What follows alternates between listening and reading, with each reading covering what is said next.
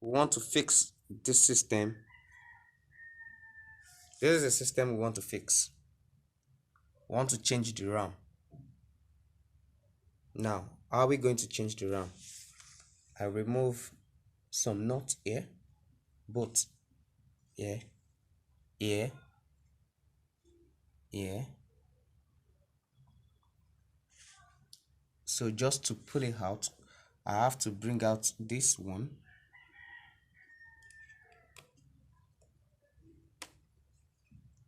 Bring out this.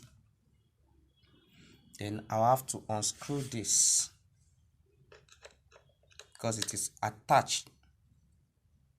It is attached to the motherboard. Yeah.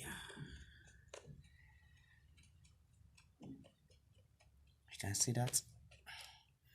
Good. Now we are able to pull out what our hard disk, our motherboard. So you have to detach these ones so that you won't damage it. This is what we call hard disk.